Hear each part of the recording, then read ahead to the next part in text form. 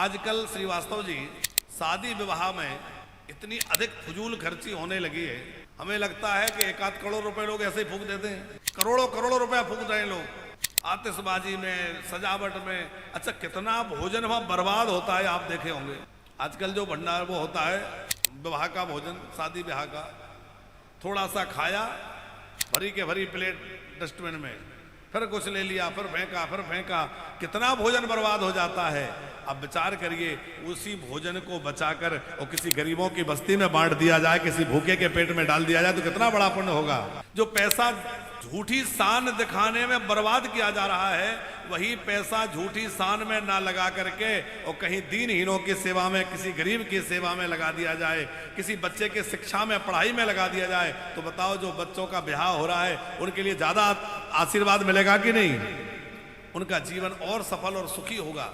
तो अभी हम भोपाल गए 1-2 विवाह समारोह में। चूंकि भोपाल में हमारा पुराना नाता वैसा रहा है, वहाँ रहे हैं, तो लोगों का बड़ा, वैसे हम शादी ब्याह में जाने से बहुत बचते हैं, और वहाँ जाना पड़ा 1-2 जगह। तो देख के मन में यही आया कि कितना पैसा लोग अनाप शनाप बर्बाद कर रहे हैं और कितना भोजन बर्बाद कर रहे हैं।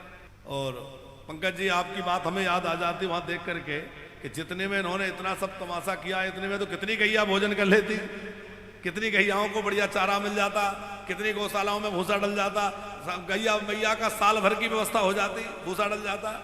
देखो, ये बात हम इसलिए नहीं कह रहे कि आप वानप्रस्थ में ही सेवा कर दो, कहीं भी करो, लेकिन अपने धन का दुरुपयोग मत करिए। भगवान ने यदि आपको लक्ष्मी दी है, ठीक है, समाज के लिए भी करना चाहिए, थोड़ा अपना मान प्रतिष्ठा के लिए करना चाहिए, जितना आवश्यक है बिल्कुल करिए, अपने सुख सुविधाओं के लिए भी करिए, सामाजिक प्रतिष्ठा के लिए भी करिए, थोड़ा व्यवहार के लिए, वो सब जरूरी है।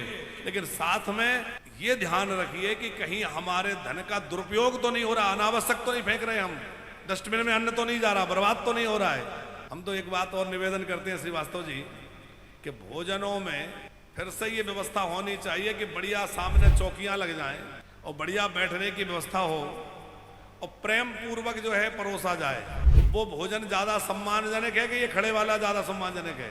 लेकिन यदि आजकल वो कर दो तो लोग नाराज हो जाते, करे बताओ ये कोई तरीका है? हम कह रहे हैं नीचे नहीं बैठ पाते, मान लो कमरों घुटनों में दिक्कत है, कोई दिक्कत है, आजकल ऐसी भी समस्याएं हैं, तो जो लोग नहीं बैठ सकते उनके लिए टेबल कुर्सी की बढ़िया व्यवस्था हो जाए और टेबल पर बढ़िया भोजन परोसा जाए, और भोजन परोस के खिलाओ, उसमें सामने वाला आग्रह करता है एक और ले लीजिए, कितना अच्छा लगता है। और यहाँ तो छीना झपटी चलती है, एक और दे दीजिए, जब तक दूसरा प्लेट आगे कर देगा। गरम रोटी वहाँ चली गई। बड़े बड़े सूट बूट वाले जो बड़े अपने आप में कुछ हैं, वो बेचारे ऐसे लाइन में लगे हैं, प्लेट पकड़े, उसको वो कह रहे हैं हम शान से खा रहे हैं, और बिठा दो तो उनको लगता है हमारी तौहीन हो गई। कैसा उल्टा जमाना आया है। अरे सम्मान पूर्वक बिठा के खिलाया जाए, उसमें कितनी इज्जत है। तो भैया भोजन बर्बाद ना हो, अन्न का कण भी फिके ना। यहाँ भी आश्रम में भी, चाहे यहाँ रहें चाहे कहीं और रहें, आप ये ध्यान रखा करें, उतना ही ले थाली में कि व्यर्थ ना जाए। धाम में आकर के एक कण भी यदि आप बर्बाद कर रहे हैं, इसका भयंकर अपराध लगेगा, यहाँ या कहीं और। ये नहीं कि हम यहीं के लिए कह रहे हैं, कहीं भी अन्न आप लें, चाहे घर में भोजन करें, चाहे, देखो पैसा आपका हो सकता है लेकिन अन्न पर अधिकार आपका नहीं है। अन्न ब्रह्म है और उस ब्रह्म का जो है सम्मान होना चाहिए, वो नाली में नहीं जाना चाहिए, वो बर्बाद नहीं होना चाहिए।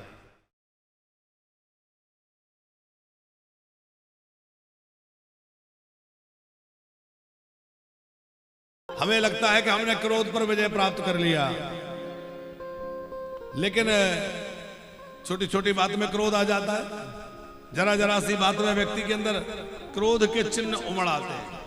किसी को लगे हमने कभी अहंकार नहीं करते हम। अच्छा, अहंकार ऐसी सूक्ष्म वस्तु है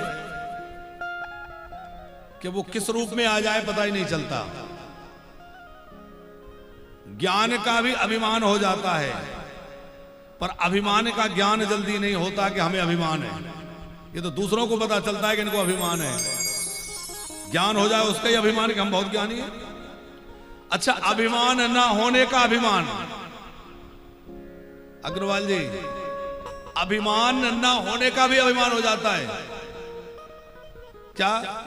अरे हमें कोई अभिमान नहीं है, हम बिल्कुल अभिमान करते ही नहीं, तो ये भी तो अभिमान है कि नहीं है? लोग खूब त्याग करते हैं, बड़े बड़े सिद्ध संत हैं, त्याग करते हैं, घर छोड़ दिया, परिवार छोड़ दिया, पत्नी छोड़ दी, बच्चे छोड़ दिए, लेकिन बार बार उस बात को कहेंगे हमने ये छोड़ दिया, हमने ये छोड़ दिया, हमने ये छोड़ दिया। तो कई बार हमें लगता है कि इन्होंने सब छोड़ दिया, पर छोड़ने वाली इस बात को नहीं छोड़ा कि हमने क्या क्या छोड़ दिया। ये तो पकड़ के बैठे हैं कि हमने ये छोड़ दिया। अरे बात तो तब बने जब वो भी छूट जाए कि हमने क्या छोड़ दिया। अरे छोड़ा तो तब होता जब हमारा होता, कुछ हमारा था ही नहीं, मिला था, थोड़े दिन आनंद लिया, जैसे रहे, जो भगवान ने कृपा करी, अब सबसे अलग हो गए। तो छोड़ा क्या? कुछ लेकर आए थे जो छोड़ दिया। क्यों किशनलाल जी? हम लोग व्यर्थ अभिमान करते हैं कि हमने छोड़ दिया। अरे हमने क्या छोड़ दिया? हमारा कुछ था ही नहीं, मिला था, जितने दिन के लिए मिला मिला, चला गया चला गया। अच्छा, इसी प्रकार त्याग वाले के लिए है, और इसी प्रकार अभिमान वो छीन ले, कोई हमसे कोई वस्तु छिन गई, समाज ने छीन ली, प्रारब्धवश चली गई, परिवार ने छीन ली, होता है ना, घर से अलग कर दिया, परिवार से अलग कर दिया, जमीन जायदाद से अलग। तो कई बार तो हम छोड़ते हैं, कई बार छीन लिया जाता है। तो छीन लिया जाए तब भी यही बात मन में रखें कि हमारा था ही नहीं, तो हम किसकी चिंता करें? जितने दिन मिला था मौज लिया, हमारा था ही नहीं तो हम क्यों रोए? हमसे पहले कोई और इस संपत्ति का मालिक था, और हमारे बाद कोई और इस सब का मालिक हो जाएगा। थोड़े दिनों के लिए हमें ये सब संयोग बना है, तो बस इसका आनंद लेते रहना है, इसमें उलझना नहीं है कि ये हमारा हमारा हमारा। जो राम जी करें, जैसे रखे राम जी, हरे जैसे रखे राम जी रहना चाहिए, जैसे रखे राम जी रहना चाहिए, ओ जैसे रखे राम जी रहना चाहिए, जैसे रखे राम जी रहना चाहिए, ओ माने अपमान सब सहना चाहिए, मान अपमान सब सहना चाहिए, ओ माने अपमान सब सहना चाहिए, मान अपमान सब सहना चाहिए, जैसे रखे राम जी रहना चाहिए, जैसे रखे राम जी रहना चाहिए।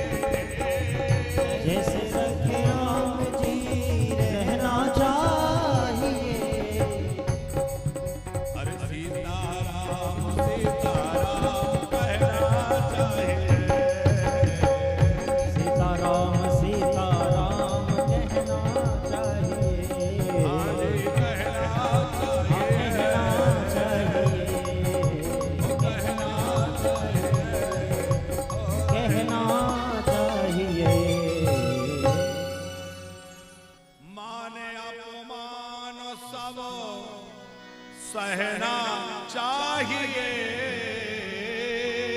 मान अपमान सब सहना चाहिए।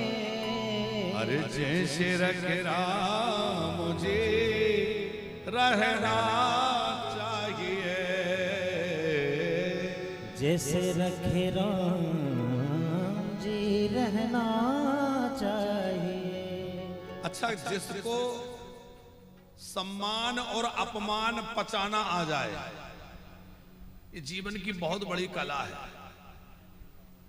नामदेव जी, व्यक्ति अभिमान को, वो व्यक्ति अपमान को तो सहन कर लेता है, पर सम्मान नहीं पचता। अपमान को तो पचा सकता है, पर सम्मान नहीं पचता। जब ज्यादा सम्मान होता है तो अभिमान आ जाता है। अरे हम तो बड़े श्रेष्ठ हो गए, अरे हम तो ऐसे हो गए, आ जाता है कि नहीं? सरल और सुखी वही रह सकता है जो अपमान में दुखी ना हो और सम्मान में प्रसन्न ना हो। सम्मान मिले तो भगवान की इच्छा, और अपमान भी हो जाए तो भगवान की इच्छा। जो राम जी की इच्छा है, राम जी ने सम्मान दिला दिया तो सम्मान पा रहे हैं, और राम जी अपमान दिला दें तो अपमान पा रहे हैं। कोई बात नहीं। तो काम को जीतना हमारे बस की बात नहीं है, क्रोध को जीतना हमारे बस का नहीं है। काम की बात चल रही है तो अब आप कल नारद जी का प्रसंग सुन रहे थे कि नारद जी जैसी स्थिति में पहुंच करके भी कोई काम आसक्त हो सकता है। क्रोध बोले सनकादिक की कोटि का हो करके। किशनलाल जी, सनकादिक का प्रसंग आपने सुना होगा, सुना है? कितने लोगों ने सुना है सनकादिक को क्रोध आ गया? 2-4 लोगों ने सुना है। थोड़ा सा सुना देते हैं। एक बार सनकादिक कहीं भ्रमण कर रहे थे और उनको भगवान के दर्शन की इच्छा हुई, वैकुंठपति का दर्शन करने जाया जाए। बड़ी प्रसिद्ध कथा है। तो सनकादिक के मन में दर्शन की लालसा जगी, वो सीधे वैकुंठनाथ के दर्शन के लिए वैकुंठ चले। और जैसे ही वैकुंठ के द्वार पर पहुंचे तो वहां 6 दरवाजे तो पार कर गए, 7वां जो मुख्य द्वार था उस पर जय और विजय का पहरा था। ये भगवान के 2 पार्षद हैं, जय विजय। उन्होंने रोक दिया, बिना अनुमति के नहीं जा सकते आप, ऐसे नहीं कि उठे आए चले आए। इन्होंने कहा तुम जानते नहीं हो, हमारे को भगवान से मिलना है, हमें दर्शन करना है। तो जय विजय ने कहा कि मिलना है तो अच्छी बात है, पर मिलने के भी कोई नियम कायदे होते हैं। भाई आपकी परिचय है, जान परिचय है किसी अधिकारी से, वो ठीक है, पर वहां का कुछ प्रोटोकॉल भी तो होता है कि नहीं? वहां का अपना कुछ नियम तरीका होता है। तो आप थोड़ा रुकिए, हम पूछते हैं, पहले अनुमति लेते हैं, अनुमति होगी तो आप जाइए। नहीं, हम कोई अनुमति, हम तो भगवान के प्रिय हैं, भगवान हमारे प्रिय हैं, क्या पूछना ताछना? ये पूछना ताछना दूसरों के लिए होता है, अपनों के लिए थोड़ी होता है। तो जय विजय ने थोड़ी अपनी बात रखी, उन्होंने अपनी बात रखी, बात बढ़ गई। और जय विजय को मिलने की इतनी अधिक त्वरा थी, जल्दी थी कि जय विजय, वो सनकादिक को मिलने की इतनी जल्दी थी कि सनकादिक को क्रोध आ गया। और जब क्रोध आया तो श्राप दे दिया कि तुम भगवान से मिलन में बाधा उत्पन्न करते हो, तुम देवलोक में रहने के योग्य नहीं है, जाओ तुम राक्षस हो जाओ, तुम भगवान के स्थान में रहने लायक नहीं हो, असुर बन जाओ। राक्षस होने का श्राप दे दिया। कौन बने वो दोनों?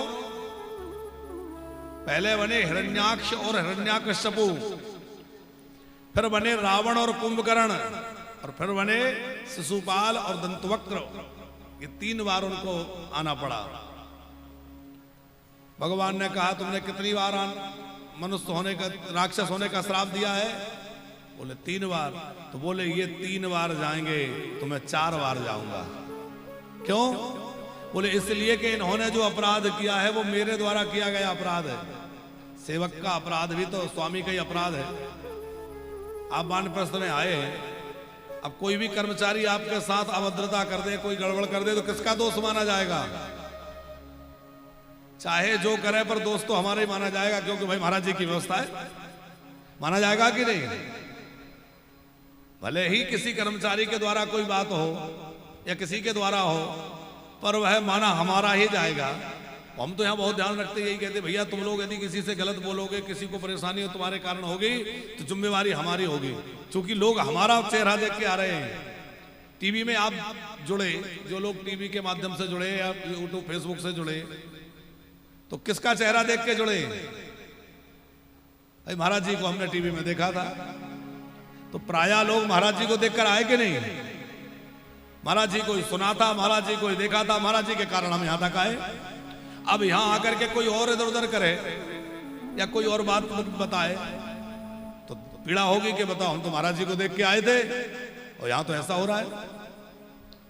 हम लोग बहुत प्रयास करते हैं कि भाई किसी को कोई असुविधा ना हो, किसी तरह की परेशानी ना हो, किसी तरह की दिक्कत ना हो, क्योंकि जो कुछ होगा वो सब जिम्मेवारी हम, और हम अपने आप जिम्मेवारी लेते भी है। ऐसा नहीं कि हम उस जिम्मेवारी से भागे कि भाई हमने नहीं किया, इनने किया। नहीं भैया, किसी ने भी किया वो हमारा है, क्योंकि आखिर जिम्मेवार तो हम ही है। तो भगवान ने कहा कि मेरे पार्षदों ने आपका अपमान किया या मेरे पार्षदों ने आपको रोका है, दुखी किया है, तो इनको आपने 3 बार जो है राक्षस होने का श्राप दिया है। ये 3 बार जाएंगे, मैं 4 बार जाऊंगा। 4 बार आए भगवान, पहले बराह बनकर, फिर नरसिंह बनकर, फिर राम जी बनकर और कृष्ण जी बनकर। 4 बार हुए कि नहीं? तो ये कथा हम किस प्रसंग में सुना रहे थे? ये सुना रहे थे क्रोध के, कि सनकादि जैसी स्थिति में जाकर भी क्रोध आ सकता है।